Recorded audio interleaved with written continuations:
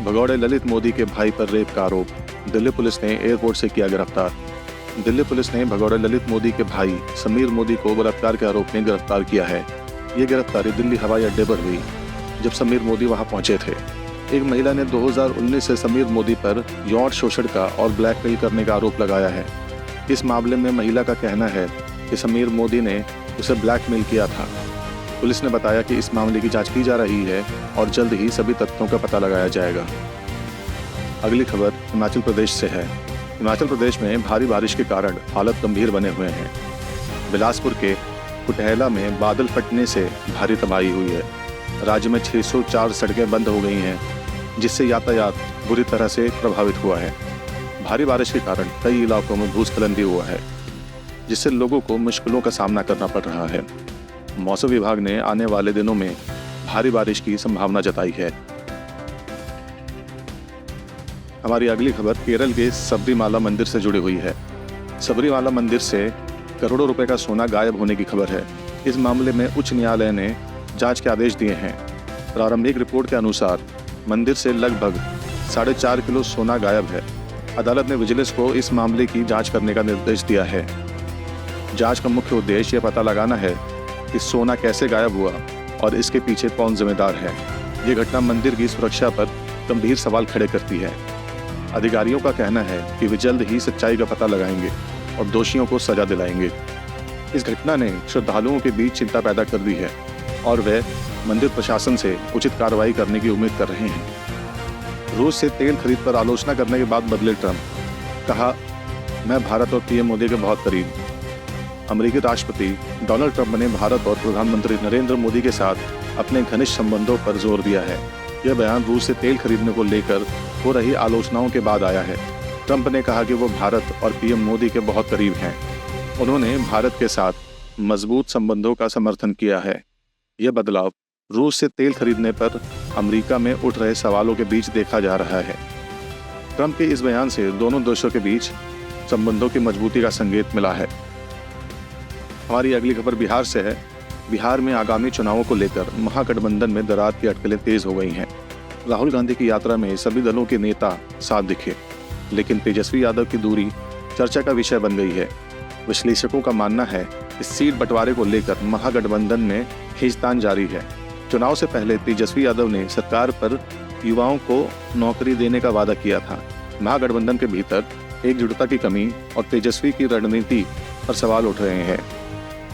अगली बड़ी खबर दिशा पटानी के बारे में है। दिशा पटानी के घर पर गोलीबारी मामले में शामिल लोगों के एनकाउंटर के बाद गोल्डी बारात गिरोह भड़क गया है। गिरोह ने इस घटना के बाद पुलिस को धमकी दी है।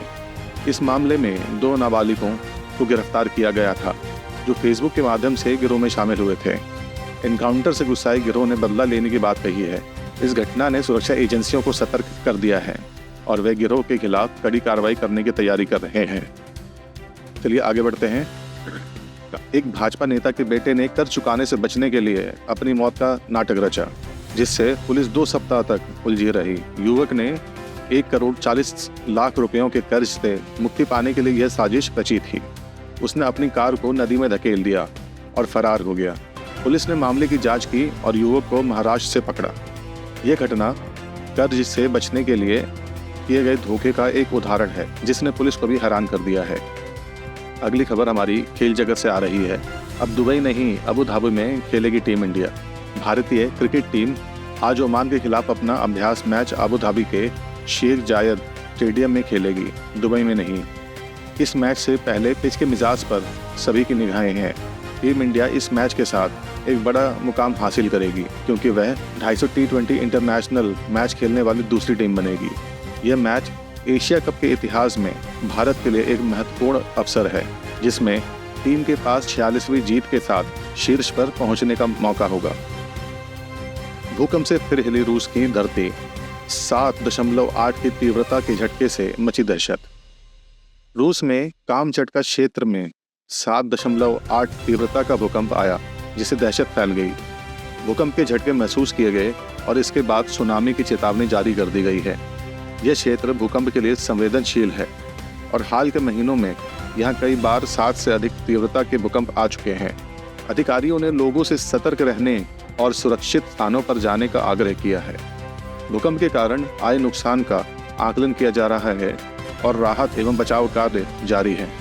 अगली बहुत बड़ी खबर गाड़ियों की दुनिया से है। मारुति सुजुकी ने जीएसटी में कटौती के बाद अपनी कारों की कीमत में कमी की है। कीमतों में यह कटौती 1,30,000 तक की गई है। मारुति ऑल्टो अब 1,07,000 और स्विफ्ट 84,000 सस्ती हो गई है। कंपनी ने बताया कि नई कीमतें अब लागू हो गई हैं। ग्राहक कम कीमत पर मारुति की कारें खरीद सकते हैं। अगली बड़ी खबर पाकिस्तान से जुड़ी हुई है। पाकिस्तान और सऊदी अरब के बीच में हुए रक्षा समझौते को लेकर चर्चा है। इस समझौते के बाद पाकिस्तान उत्साहित है, लेकिन वह सऊदी अरब की योजनाओं से पूरी तरह वाकिफ नहीं है। कई विशेषज्ञ इस डील को भारत के लिए एक बड़ा झटका मान रहे हैं। इस समझौते को लेकर अन्य मुस्लिम देशों के भी नाटो जैसे गठबंधन में शामिल होने की संभावना बढ़ गई है। हाल ही में पाकिस्तान और सऊदी अरब ने आपस में डील करी थी, जिसमें अगर कोई भी दूसरा देश इन दोनों में से किसी भी देश पर हमला करेगा तो दोनों ही देश उस देश पर जवाबी कार्रवाई करेंगे। हाल ही में नेपाल में हुई बड़ी घटना के बाद अब किराए के घर में रह रहे हैं पूर्व पीएम ओली। नेपाल के पूर्व प्रधानमंत्री केपी शर्मा ओली, जो वर्तमान में किराए के घर में रह रहे हैं, हाल ही में सार्वजनिक रूप से दिखाई दिए। यह उनकी उपस्थिति नेपाल में हुई राजनीतिक उथल पुथल के 10 दिन बाद हुई। ओली के इस्तीफे के बाद विभिन्न प्रतिक्रियाएं आई हैं। इस दौरान उन्होंने सार्वजनिक रूप से कोई टिप्पणी नहीं की थी। और एक बड़ी खबर इंडिया और अमेरिका के बीच में ट्रेड को लेकर आ रही है। भारत और अमेरिका के बीच व्यापारिक संबंधों में एक महत्वपूर्ण बदलाव आने की संभावना है। डोनाल्ड ट्रंप के टैरिफ को 50% से घटाकर 10 से 15% किए जाने की उम्मीद है। मुख्य आर्थिक सलाहकार ने संकेत दिया है कि भारत के लिए अच्छी खबर 30 नवंबर को आ सकती है। ये कदम दोनों देश के बीच व्यापार समझौते को मजबूत कर सकता है। और हाल ही में पिछले हफ्ते आईफोन 17 की सीरीज भारत में और पूरे दुनिया में लॉन्च हुई थी। इससे लेकर ये खबर है कि अब भारत में आईफोन 17 सीरीज की बिक्री शुरू हो गई है। खरीदारों को इन उत्पादों पर हज़ारों रुपए की छूट भी मिल सकती है। नए आईफोन के लिए एप्पल स्टोर में ग्राहकों की बड़ी भीड़ देखी जा रही है।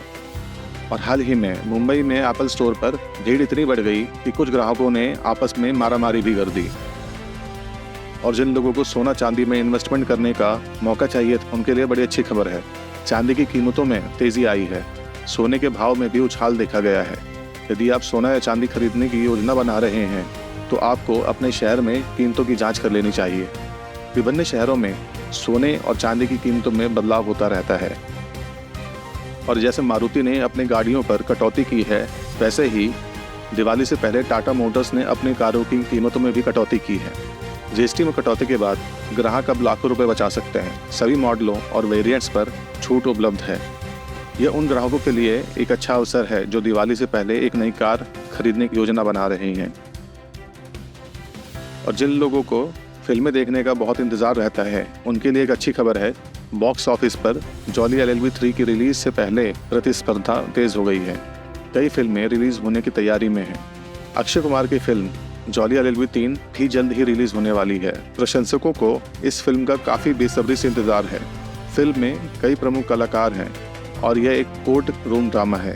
और एक बड़ी खबर भोजपुरी स्टार पवन सिंह से लेकर है। भोजपुरी स्टार पवन सिंह ने राइज एंड फॉल शो को छोड़ दिया है, जिससे उनके प्रशंसकों को हैरानी हुई है। शो छोड़ने का कारण अभी तक स्पष्ट नहीं है। पवन सिंह ने शो छोड़ते समय कुछ बातें कही, जिससे उनके प्रशंसकों के बीच उत्सुकता बढ़ गई है। और अगली खबर पाकिस्तान से लेकर ही है। पाकिस्तान ने एक ही दिन में कई नियम तोड़ डाले हैं। एशिया कप के दौरान पाकिस्तान ने कई नियमों का उल्लंघन किया है। इस घटना के बाद अंतर्राष्ट्रीय क्रिकेट परिषद, जिसे हम ICC के नाम से भी जानते हैं, उसने कड़ी कार्रवाई करने की तैयारी करी है। इस मामले पर कई तरह की चर्चा हो रही है।